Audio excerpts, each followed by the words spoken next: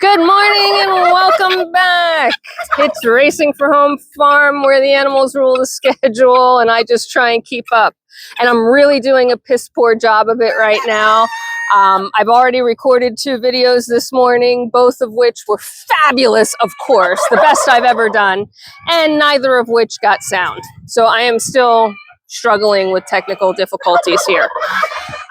So the video I recorded first was feeding the baby goats. We'll get that again. That happens all the time.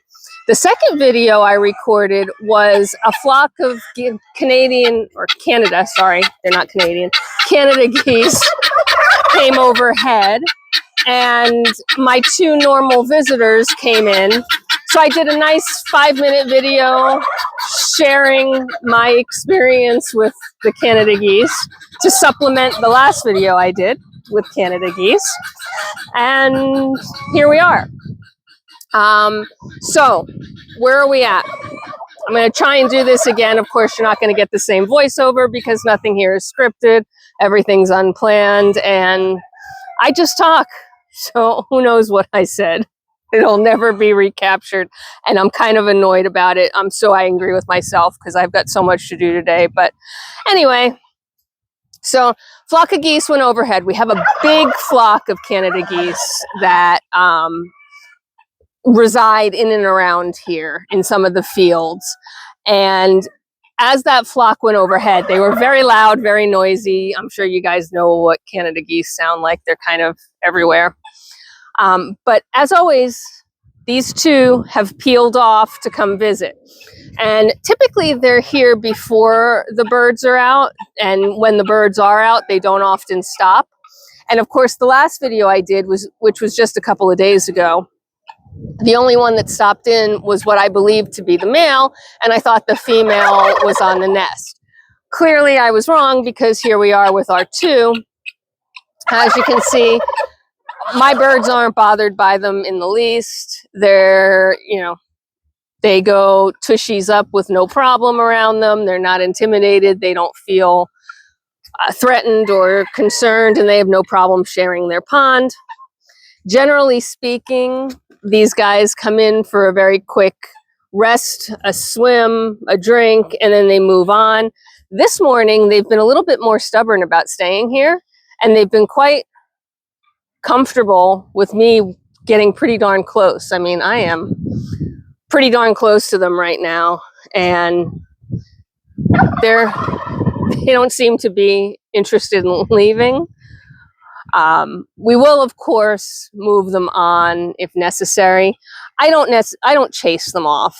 It's just the 2, and after all these years of the flock going overhead twice a day, morning and night, and only ever these 2, knock wood, coming in for the visit, it's manageable, it's fine. If they were to start to stay all day, or even worse, try and make a nest here, I would have them moved on, right? I would use the dog if necessary to move them on. They're not intimidated by the dogs right now because these 2 have figured out that the dogs can't get in here. I would put my birds up and then let Tonka in to have a field day. He wouldn't hurt them. He would just chase them off, and that would probably stop the residence portion of their stay.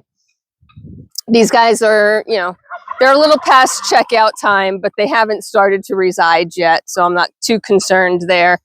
I don't want them nesting here because they are aggressive on the nest, and that aggression could translate to hurting our birds, or worse, making it difficult for me to do my chores every day, which I certainly don't want.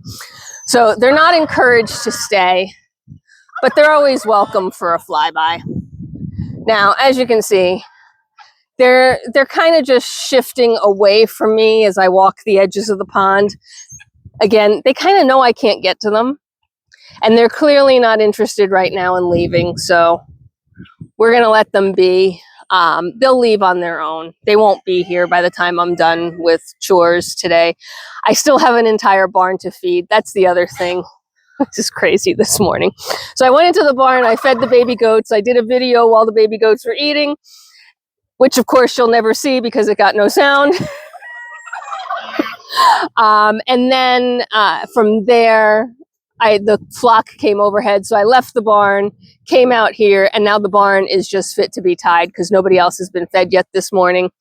I let the birds out, well before I go to the barn. It's just, that's the order of things, right? Stop in, let the birds out, go feed the barn.